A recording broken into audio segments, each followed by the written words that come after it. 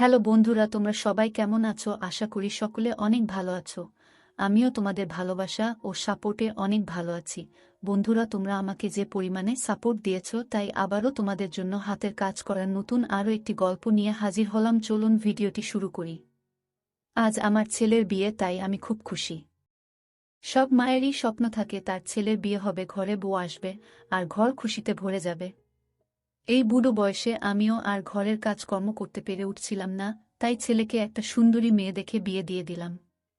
সবথেকে বড় খুশির ব্যাপার হলো, আমার বৌমা সঙ্গে করে প্রচুর সোনা গয়না নিয়ে এসেছিল, সাথে করে একটা মহিলা কাজের লোক নিয়ে এসেছিল। প্রথম প্রথম আমি একটু অবাক হলাম, আবার আমার একটু অদ্ভুত লাগলো। বৌমার সাথে করে কাজের লোক নিয়ে এলো কেন? কাজের লোক তো আমিও রাখতে পারতাম। আসলে কাজের লোকের কাজ আমার পছন্দ হতো না। আমি মনে মনে ভাবলাম ১-২ সপ্তাহ যাক, তারপর এটাকে আমি বিদায় করব। কিন্তু সময়ের সঙ্গে সঙ্গে রাধাও এই বাড়িতে নিজের জায়গা করে নিল। জানি না ওর মধ্যে কি আকর্ষণ ছিল যেটা আমাকে ওর দিকে টানত। যদি আমার বৌমার কথা বলি, তাহলে ওকে আমি প্রথম পার্লারে দেখেছিলাম, যেখানে আমি আমার ভাইজির সাথে গেছিলাম। আমি এমনিতে টার্লারে যেতাম না, কিন্তু যখন আমি পার্লারের মেয়েটাকে দেখলাম, আমার ওকে খুব পছন্দ হয়ে গেল। ওর মাও ওর সাথে ছিল, তাই আমি কথায় কথায় বিয়ের সম্বন্ধ করে ফেললাম, আর সবকিছু ঠিকঠাক হয়েও গেল। এখন আমি আমার সিদ্ধান্তে খুবই সন্তুষ্ট, কারণ আমার বৌমা পায়েল খুব ভালো ছিল, আর কাজের লোক রাধাও। কিন্তু বৌমার সাথে যে কাজের লোক এসেছিল রাধা, সে সব সময় ঘোমটা টেনে রাখত। এই ব্যাপারটা বড় অদ্ভুত ছিল। যাই হোক, আমি কিছু বলতাম না। আমি রান্নাঘরের কাজ কাউকে করতে দিতাম না, কিন্তু এই মেয়েটা এখানেও সবাইকে তাক লাগিয়ে দিল। সে খুব সুস্বাদু রান্না করত। আমি ওকে মন থেকে খাবার বানানোর দায়িত্বটা দিয়ে দিয়েছিলাম। এখন আমার খুব আরামের সময় ছিল। ওই মেয়েটা শুধু ঘরের সব কাজই করত তাই নয়, আমার খুব সেবাও করত। আমি আশ্চর্য হয়ে যেতাম। কিন্তু আজ পর্যন্ত আমি ওর মুখটা দেখিনি, কারণ ও সবসময় ঘোমটা দিয়ে থাকত। আমি অনেকবার ওকে বুঝিয়েছি যে বাড়িতে থাকার সময় তুমি ঘোমটা খুলে রাখতে পারো, কারণ এখানে তো আর কেউ থাকে না। আমরা শাশুড়ি বৌমা থাকি। ছেলে সকালে অফিসে বেরিয়ে যায় আর রাতে ফেরে। কিন্তু আমার কথা শুনে ও ঘাবড়ে যেত, ওর হাত পা কাঁপত। আমার বৌমা ওর সামনে এসে দাঁড়াল, বলল, মা, ওকে কিছু বলবেন না। ও নিজের মুখ কাউকে দেখায় না, ও খুব লাজুক। ও খুব ভালো, ও ঘোমটা দিয়ে থাকলেই শান্তি পায়, তাই ওকে কিছু বলবেন না।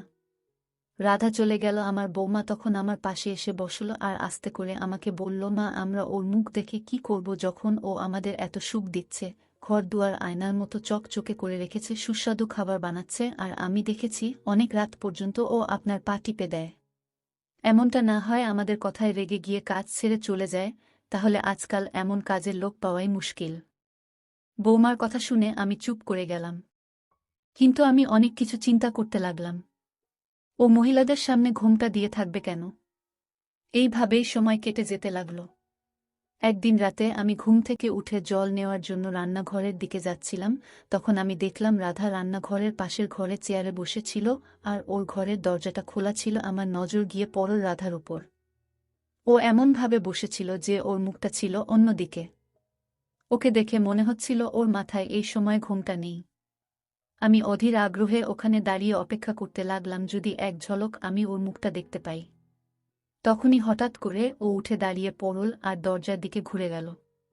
যেই ওর মুখের দিকে আমার নজর গেল, আমি তো নিচে পড়তে পড়তে বেঁচে গেলাম, এমনকি আমার বুকটা ধক ধক করে কেঁপে উঠল। হে ভগবান, এটা তো! তখন হঠাৎ করে আমার জোরে কাশি পেল, আর আমি জলের গ্লাসটা মুখে লাগিয়ে দিলাম। কিন্তু ততক্ষণে রাধা আমাকে দেখে ফেলেছিল। সেও খুব ঘাবড়ে গেল আর ঘরের অন্ধকার কোণের মধ্যে দৌড়ে পালাল, আর নিজেকে আমার নজর থেকে বাঁচানোর চেষ্টা করল। কিন্তু ততক্ষণে আমি ওকে দেখে নিয়েছি। তখন থেকে আমি খুব চিন্তিত ছিলাম, সারা রাত কাটার মতো কাটিয়েছিলাম, সারা রাত আমি ঘুমোতে পারিনি। এসব কি? এমনটা কি করে হতে পারে? আমি অধীর আগ্রহে সকাল হওয়ার অপেক্ষা করছিলাম। আমি শুধু এটাই চেয়েছিলাম, ওকে বৌমার সামনে দাঁড় করিয়ে ওকে দিয়ে সব সত্যি বলার। কিন্তু আমি চাইছিলাম একবার আমার ছেলে অফিস চলে যাক, তারপর বৌমাকে জিজ্ঞেস করব এসব কি হচ্ছে। যদি আমার ছেলে এসব ঘুণাক্ষরেও জানতে পারে, তাহলে ওকে ওই সময়েই ডিভোর্স দিয়ে দেবে। ডিভোর্স কেন, হয়তো রেগে গিয়ে ও পায়েলকে মেরেই ফেলবে। এতটাই বড় একটা বিষয় ছিল এটা যে যা কিছু হতে পারত। কিন্তু আমি চাই না যে আমার ছেলের সংসার ভেঙে যাক। আমি পায়েলকে সন্দেহের কথা বলে সত্যিটা জানতে চাইছিলাম। কিন্তু আমি আগেই ভেবে নিয়েছিলাম যে যদি এর মধ্যে ওর একটু দোষ থাকে তাহলে আমি নিজে ওদের ডিভোর্স করিয়ে দেব। আমি কিছু বুঝতে পারছিলাম না যে দোষটা কার। শুধু বৌমাই এখন সবটা বলতে পারবে। আমার মাথা কাজ করছিল না। আমার বৌমা পায়েল ঘুম থেকে উঠে পড়েছিল। ও জলখাবার খেয়ে নিজের ঘরে চলে গেল। আমার ছেলে অফিসে চলে গেল। সবকিছু জানার এটাই সঠিক সময় ছিল। আমি বৌমার ঘরের দিকে চলে গেলাম, দরজা খটখট করে ঘরের ভেতরে ঢুকে পড়লাম। বৌমা নিজের আলমারিতে কাপড় গোছাচ্ছিল, একটু আশ্চর্য হয়ে আমার দিকে তাকালো। আমি ঘরে দরজা লাগিয়ে দিলাম আর বিছানার উপরে গিয়ে বসে পড়লাম। আর ওকে জিজ্ঞেস করলাম, বৌমা আসল ব্যাপারটা কি বলতো? আমার বাড়িতে তোমরা দুজনে মিলে কি খেলা খেলছ? রাধা আসলে কে? রাধার রহস্যটা কি? আজকে আমি সত্যিটা জানতে চাই। যদি তুমি আমাকে সত্যি না বলো তো। আমার কথা শুনে পায়েল আমার পায়ে পড়ে গেল। মা, আমাকে ক্ষমা করে দিন। এতে আমার কোনো দোষ নেই। এসব কি ব্যাপার? আমাকে পুরো ঘটনা বল। ও আমার কথা শুনে খুব ভয় পেয়ে গেল। মা, আমি আপনাকে সব বলছি, কিন্তু আপনি আগে প্রতিজ্ঞা করুন আপনি রবিকে এসব ব্যাপারে কিছু বলবেন না, নয়তো। দেখো বৌমা, আমাকে সব সত্যি আগে বলো। সব সত্যিই জানার পর তবেই আমি সিদ্ধান্ত নেব। আমার কথা শুনে ও চোখের জল মুছল আর আমাকে পুরো ঘটনাটা বলতে লাগলো। ও বলল, আমি খুব সচ্ছল পরিবারের মেয়ে। আমরা 3 ভাই বোন ছিলাম। বড় দিদির বিয়ে 3 বছর আগে হয়ে গেছে, তবে থেকে সে দেশের বাইরে থাকে। ওর পরে আমি আর আমার ছোট ভাই অনিল। আমি কলেজ যেতাম আর অনিল স্কুল যেত। আমরা খুব খুশি ছিলাম, কিন্তু হঠাৎই একদিন বাবার বিজনেস খারাপ হয়ে গেল। আমাদের আর্থিক অবস্থা খুব সংকটজনক হয়ে গেল। আমার কলেজ যাওয়া বন্ধ হয়ে গেল আর স্কুলের ফিস দিতে না পারার জন্য অনিলকে স্কুল থেকে বের করে দেওয়া হলো। বাবা চারিদিকে ধার দেনায় ডুবে গেছিল। কোনো আত্মীয়স্বজন আমাদের খোঁজ খবর নিত না। এটা একদম সত্যি কথা যে সবাই ততক্ষণ পর্যন্ত আপনার খোঁজ নেবে যতক্ষণ পর্যন্ত আপনার কাছে পয়সা আছে। বাবা নিজের ধার দেনা শোধ করার জন্য বাড়ি বিক্রি করে দিলেন। ধার শোধ করার পর যেটুকু পয়সা বেঁচেছিল সেই পয়সা দিয়ে একটা ছোট বাড়ি ভাড়া নিলেন আর তার 6 মাসের টাকা অ্যাডভান্স করে দিলেন। বাড়িতে 2 মাসের রেশন তুলে রাখলেন। এখন কেবলমাত্র কিছু হাজার টাকায় বেঁচেছিল, সেটা দিয়ে আর কতদিন চলত। আমার কাছে চাকরি পাওয়ার মতো কোনো ডিগ্রি ছিল না। তাই জন্য পাড়ায় কিছু বাচ্চাকে টিউশনি পড়ানো শুরু করে দিলাম, কিন্তু ওই 100-200 টাকা যথেষ্ট ছিল না। সেই সময় থেকে বাবার শরীর খারাপ হতে লাগলো। বাবা আগে থেকেই হার্টের পেশেন্ট ছিলেন, কিন্তু এখন পরিস্থিতির চাপে উনি আরও কমজোরি হয়ে গেলেন। বড়দিদিকে আমরা কিছু বলিনি, কারণ ও দুশ্চিন্তা করবে। একদিন আমি একটা স্কুলে ইন্টারভিউ দিতে গেলাম, কিন্তু সেখানেও নিরাশ হলাম, কারণ আমার শিক্ষা কম ছিল। তাই তারা আমাকে 2000 টাকা মাইনে দেবে বলল। কিন্তু এই দুর্মূল্যের বাজারে মাত্র 2000 টাকায় কি হয়? আমি বাইরে চলে এলাম আর কড়া রোদে বাসস্টপে বসে বাসের অপেক্ষা করছিলাম। আমার নিজের অবস্থা দেখে আমার কান্না পেয়ে গেল। আমার গাল দিয়ে চোখের জল গড়িয়ে পড়ছিল। তখনই আমাকে কেউ একজন জিজ্ঞেস করল, আমি কেন কাঁদছি? আমি চমকে গিয়ে মাথা তুলে তাকালাম আর খুব ভয় পেয়ে গেলাম, কারণ তাকে আমি চিনি না। উনি সবসময় আমাকে এখানে বসে থাকতে দেখতেন আর রোজ আমার দিকে তাকাতেন, কিন্তু আজকে ওনার এত সাহস দেখে আমি খুব ভয় পেয়ে গেলাম। আমি ওখান থেকে উঠে অন্য জায়গায় গিয়ে জড়সড় হয়ে বসলাম, কিন্তু উনি ওখানেও চলে এলেন আর আমাকে কাদার কারণ জিজ্ঞাসা করতে লাগলেন। আমি ওনাকে বললাম, আপনি চলে যান, আমাকে আমার মতো ছেড়ে দিন, কিন্তু উনি গেলেন না। আর আমাকে বললেন, আমি যদি চাই আপনাকে সাহায্য করতে পারি। আমি মনে মনে ভাবলাম, এ আমাকে কি সাহায্য করবে? এ তো নিজেই লোকের থেকে চেয়ে চিনতে নিজের দিন চালায়। আমি ওনাকে বললাম, আপনার কোনো সাহায্যের দরকার নেই আমার। আপনি এখান থেকে চলে যান। কিন্তু উনি কিছুতেই শুনলেন না। তাই জন্য আমাকে বাধ্য হয়ে ওনাকে বলতে হলো, আমার পারিবারিক অবস্থা ঠিক নেই আর আমি কোনো চাকরিও পাচ্ছি না। এটা শোনার পর উনি আমাকে বুদ্ধি দিলেন, তুমি কেন একটা পার্লার খুলছ না? আমি ওনার কথা শুনে হেসে দিলাম আর ওনাকে বললাম, তার জন্য তো কয়েক লক্ষ টাকা চাই। আর আমার কাছে তো এতটুকু পয়সাও নেই যেটা দিয়ে আমি একটা পার্লারের কোর্স করতে পারব। এটা শেখার জন্য তো পয়সার দরকার। আমার কথা শুনে উনি নিজের পকেট থেকে একটা কাগজ কলম বের করলেন আর কাগজে কিছু একটা লিখে দিলেন। তারপর কাগজটা আমার দিকে বাড়ি দিয়ে বললেন, এটা আমার নম্বর। তুমি এটার ব্যাপারে একটু ভেবে নাও, তারপর আমাকে ফোন করো। আমি তোমাকে পয়সা জোগাড় করে দেব। আমি কাগজটা ওনার হাত থেকে নিয়ে নিলাম আর সেখান থেকে উঠে গেলাম, কারণ তখন আমার বাস এসে গেছিল। বাড়িতে পৌঁছে আমি এসব কিছু ভুলে গেছিলাম। রাতে যখন আমি বিছানায় গিয়ে শুলাম তখন আমার সারাদিনের কথা মনে পড়ল। আমার মনে পড়ে গেল কিভাবে আমি বাস স্টপে বসে কাঁদছিলাম, আর তখনই ওই অপরিচিত লোকটা ওখানে এসে গেল। উনার কাছে এত পয়সা কী করে এলো যে আমাকে দেওয়ার জন্য প্রস্তুত হয়ে গেলেন? আর ওনার কাছে যদি এত পয়সাই থাকবে, তাহলে উনি আমাকে কেন দিতে যাবেন? আজকাল তো কেউ কাউকে ধার পর্যন্ত দেয় না। আমার তো ওনার কথায় বিশ্বাস হয়নি। কিন্তু তারপর জানি না কি মনে ভেবে আমি আমার মানিব্যাগ থেকে সে কাগজটা বের করলাম, যেটাতে ওনার নাম্বার লেখা ছিল। আর আমি ওনার নম্বর অপরিচিত ব্যক্তি নামে সেভ করে রাখলাম। তারপর ঘুমিয়ে পড়লাম। এই ঘটনাটা ঘটেছিল অনেকদিন হয়ে গেছে।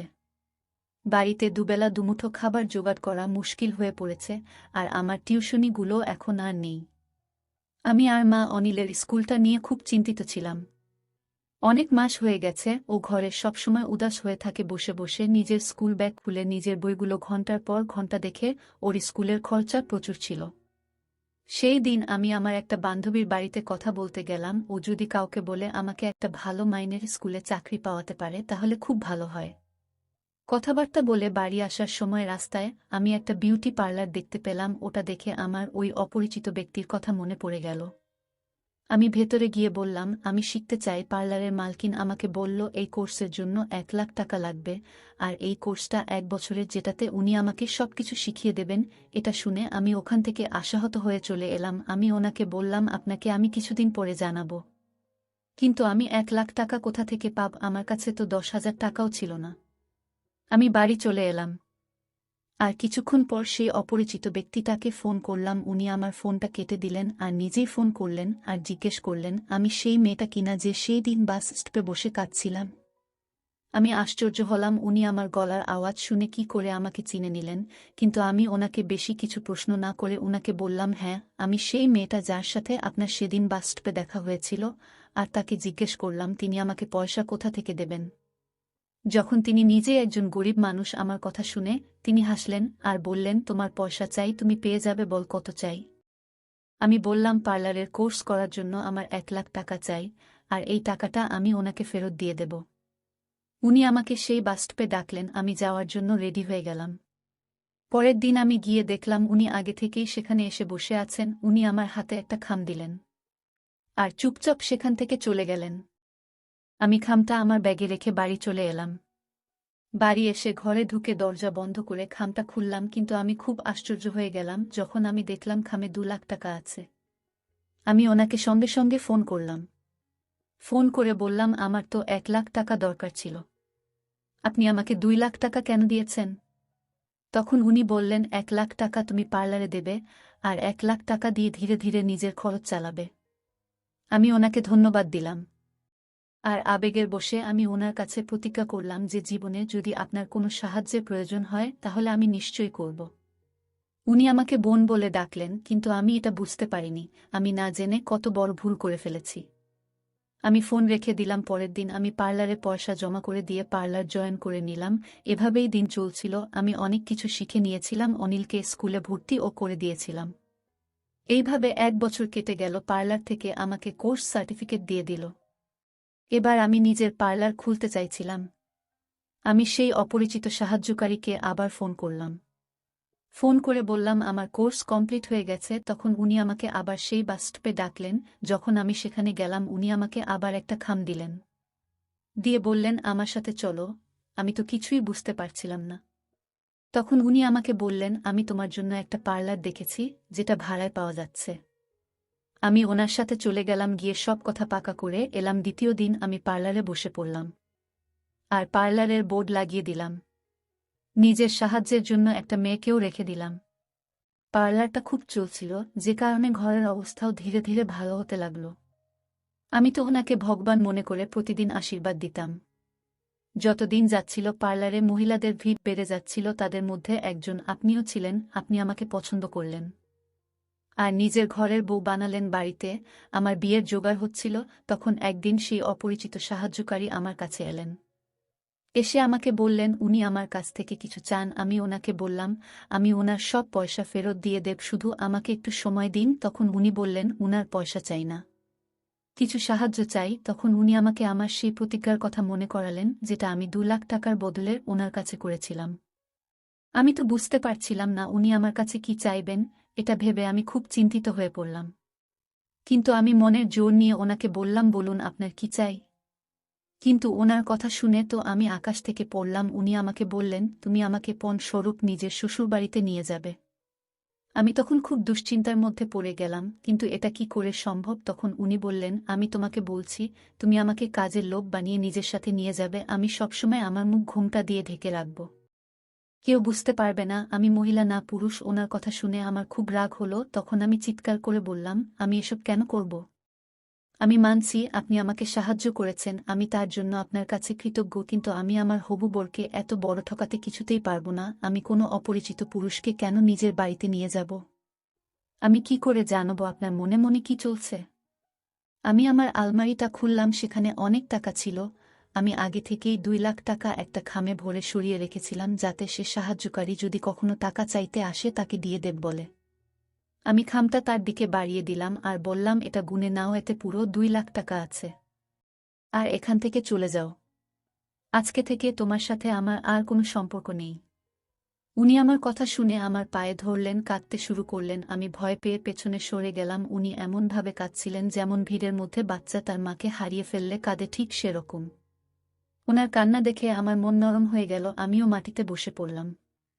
কুনাল ভাই, কি ব্যাপার, আপনার কি হয়েছে। উনি আমার কথা শুনে আমার দিকে আশা ভরা চোখ নিয়ে তাকালেন। তারপর উনি হাতজোড় করে আমাকে বললেন, পায়েল, আমাকে আমার মায়ের সঙ্গে মিলিয়ে দাও। কে আপনার মা। আমি আশ্চর্যকিত হয়ে গেছিলাম। উনি আমাকে বললেন, তোমার হবু শাশুড়ি আমার মা। আমি আমার মায়ের সেবা করতে চাই। তুমি আমাকে তোমার সাথে নিয়ে চলো, আমার এই ইচ্ছেটা পূর্ণ করো। উনার কথা শুনে আমার বড় ছটকা লাগলো। এটা কি করে হতে পারে যে উনি আমার স্বামীর ভাই। যদি উনি আমার শাশুড়ির ছেলে হবেন, তাহলে উনি নিজের বাড়িতে এইভাবে চোরের মতো কেন যেতে চান। আমার মনে অনেক প্রশ্ন আসছিল। তখন উনি বললেন, আমি জানি তুমি আমার কথা শুনে চিন্তিত হয়ে পড়েছ। তুমি এটাই ভাবছ যে আমি যদি সত্যি বলি, তাহলে আমি সোজাসুজি কেন নিজের বাড়িতে চলে যাচ্ছি না। আমার হাত পা বাধা পায়াল। উনি তখনও কাঁদছিলেন। কাঁদতে কাঁদতে নিজের জীবনের ঘটনা বলতে লাগলেন। যখন আমি জন্মেছিলাম, তখন আমার মা মোটেই খুশি হয়নি, কারণ শ্বশুরবাড়িতে মায়ের উপর অনেক অত্যাচার করা হতো। তুমি নিজেই ভাবো, একটা মেয়ে যখন বিয়ে হয়ে শ্বশুর বাড়ি যায় আর তাড়াতাড়ি গর্ভবতী হয়ে যায়, তাহলে সে কত খুশি হয়। সে ভাবে তার বাচ্চা শ্বশুরবাড়িতে তার অধিকারকে আরও মজবুত করবে। কিন্তু আমার জন্মের পর আমার মায়ের জায়গা মজবুত হয়নি, উল্টে ওনাকে কথা শোনানো হতো। আমার ঠাকুমা আমার মাকে 1 মিনিটের জন্য সহ্য করতে পারতেন না। এটা খুব ভালো হতো যদি হাসপাতালে আমার বাবা আমার মাকে ডিভোর্স দিয়ে দিত, যদিও এতে আমার মায়ের কোনো দোষ ছিল না। এটা তো সম্পূর্ণ ভগবানের ইচ্ছা ছিল। তিনি আমাকে না মেয়ে বানিয়েছেন না ছেলে, আমাকে তৃতীয় লিঙ্গের বানিয়েছেন। কুণালের কথা শুনে আমার মনটা ভারাক্রান্ত হয়ে উঠল। কুণাল কাঁদতে কাঁদতে দুর্বল হয়ে যাচ্ছিল। যখন নার্স আমার মাকে বলল, আপনার ঘরে তৃতীয় লিঙ্গের বাচ্চা জন্ম নিয়েছে, তখন মা নার্সকে চোখের ইশারায় অনুরোধ জানালো। নার্স ও মায়ের দুঃখ বুঝে চুপ হয়ে গেল আর আর বাবাকে অভিনন্দন জানালো যে আপনার ঘরে ছেলে হয়েছে। সবাই খুব খুশি হয়েছিল, সবাই মায়ের আশেপাশে ঘুরছিল।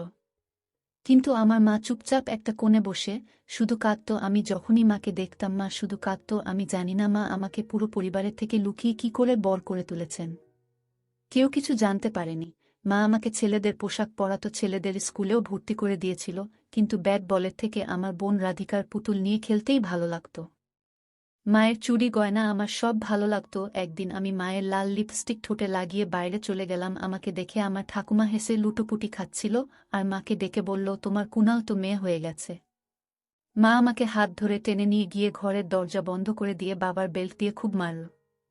আমি 6 বছরের বাচ্চা ছিলাম, আমার শরীর খুব নরম ছিল। আমার শরীরে বেল্টের দাগ পড়ে গেল। আমি খুব চিৎকার করছিলাম, কিন্তু আমার উপর মায়ের একটুও দয়া হচ্ছিল না। যখন আমার শরীর থেকে রক্ত বেরোতে লাগলো, তখন আমার মা থেমে গেল। তখন মা আমার থেকেও বেশি কাঁদছিল। আমরা দুজন মা ছেলে কেঁদে কেঁদে ক্লান্ত হয়ে পড়েছিলাম। তখন ঠাকুমা দরজা ঠক ঠক করল, কিন্তু মা দরজা খুলল না। মা দেওয়ালে নিজের মাথায় ঢুকে মাথা ফাটিয়ে ফেলেছিল। আমাদের দুজনকে হাসপাতালে নিয়ে যাওয়া হলো। মা আমার জন্য ছটফট করছিল আর আমি মায়ের জন্য। আমি অনেকদিন পর্যন্ত মায়ের কষ্ট দেখে কাঁদতাম, কিন্তু সব সময় হাত জোট করে আমার কাছে ক্ষমা চাইত। একদিন মা আমাকে বোঝালো, যদি আমি দ্বিতীয়বার এই ধরনের আচরণ করি, তাহলে বাবা আমাকে এমন জায়গায় ছেড়ে দিয়ে আসবে যেখানে প্রতিদিন তোমাকে এইভাবে মারা হবে। সেই দিনের পর থেকে আমি এমন আচরণ করার ব্যাপারে আর ভাবতাম না। অনেকবার আমার মন চাইতো কিন্তু আমি আমার মনকে শক্ত করে রেখেছিলাম। অনেক বছর কেটে গেছে, আমি আমার মায়ের মার ভুলে গেছি। কিন্তু মা আমাকে প্রতিদিন যে শিক্ষা দিত তা আমি এক কান দিয়ে শুনতাম, আরেক কান দিয়ে বের করে দিতাম। কিন্তু একদিন আমি আমার জীবনের সবথেকে বড় ভুলটা করে বসলাম।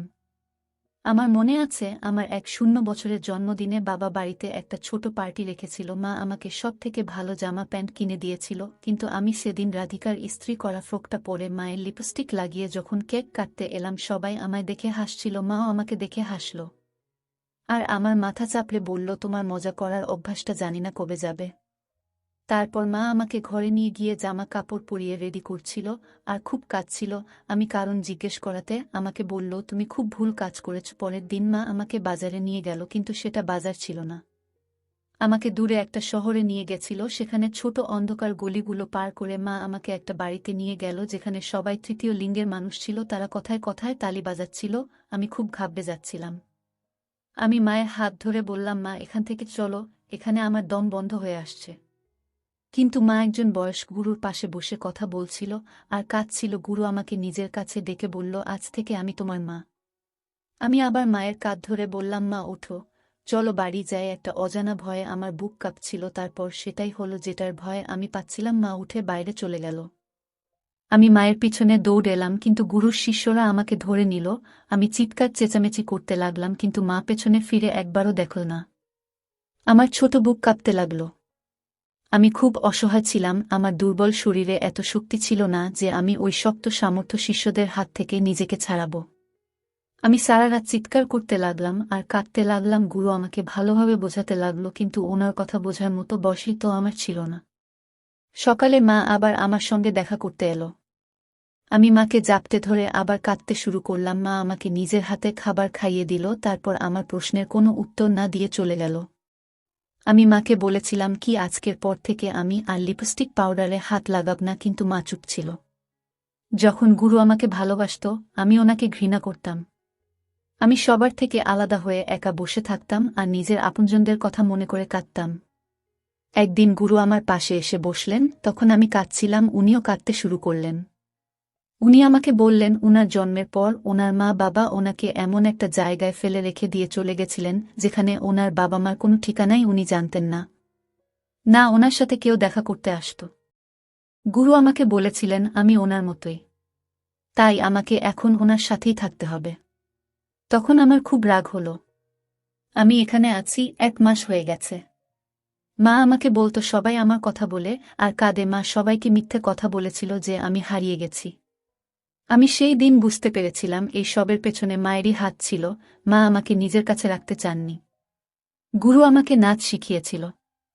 আমি এখন প্রচুর মেকআপ করে মায়ের সাথে দেখা করতাম যাতে মা আমাকে বাড়ি নিয়ে যায়। কিন্তু মায়ের মন গলত না। গুরু আমার মধ্যেকার ভালো গুণটা বুঝে আমাকে হিরে তৈরি করেছিলেন। এখন মা আমার সাথে দেখা করতে এলে আমি দেখা করতাম না। পুরো শহরে আমাকে নিয়ে চর্চা হতে লাগল। আমি প্রাপ্তবয়স্ক হয়ে গেলাম আর খুব সুন্দর দেখতে হলাম। আমি অনেক টাকা রোজগার করেছিলাম। এখন আমার গুরু কমজোরি হয়ে গেছিল। আমি সারাদিন ওনার সেবা করতাম। উনি আমাকে অনেক আশীর্বাদ করতেন।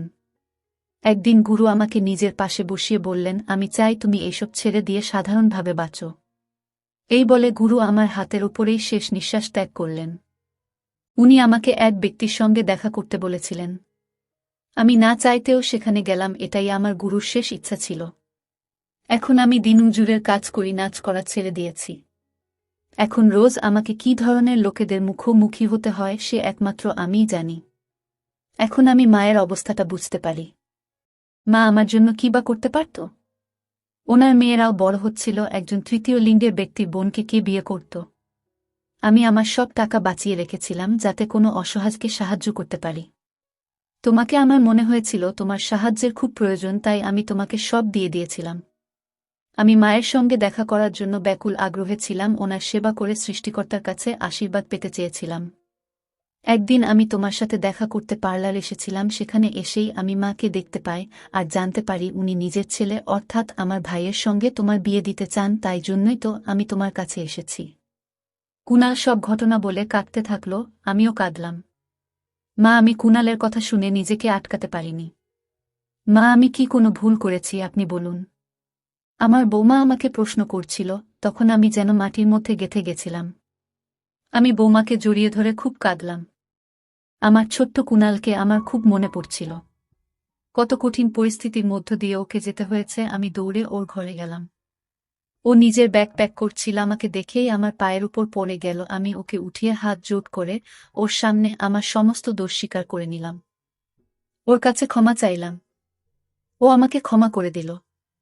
কুণাল আমাকে জড়িয়ে ধরে বাচ্চাদের মতো ফুপিয়ে ফুপিয়ে কাঁদতে লাগল। তারপর ও আমাকে ছেড়ে দিয়ে নিজের ব্যাগ নিয়ে বেরিয়ে যেতে গেল। আমি ওর হাত টেনে ধরে বললাম, বাবা তুমি আমাদের সঙ্গেই থাকো। ও ঘাবড়ে গেল আর আমাকে বলল, মা আমি তোমাদের জীবনে কোনো সমস্যা তৈরি করতে চাই না। তখন আমি বলতে লাগলাম, আমার কথাগুলো ভারী হয়ে গেল, বাবা জীবন তো আমি তোমার মুশকিল করে দিয়েছি। আমি লোকজনের ভয় পেয়েছিলাম এতটাই যে সৃষ্টিকর্তার রাগ ভুলে গেছিলাম। যখন সৃষ্টিকর্তা আমাকে বিচারের সময় জিজ্ঞেস করবে, আমি তোকে ছেলে আর মেয়ে দিলাম, তখন তুই নিজের কাছে রেখে দিলি, আর যখন আমি আমার পছন্দের বিশেষ সন্তান দিলাম তখন তুই তাকে দূরে ছুড়ে দিলি, তখন আমি সৃষ্টিকর্তাকে কি জবাব দেব? আমাকে সৃষ্টিকর্তার সামনে অপরাধী হওয়ার থেকে বাঁচাও বাবা। আমি কুণালের সামনে হাতজোট করে নিয়েছিলাম, তখন ও নিজের ব্যাগ ফেলে দিয়ে আমাকে জড়িয়ে ধরল।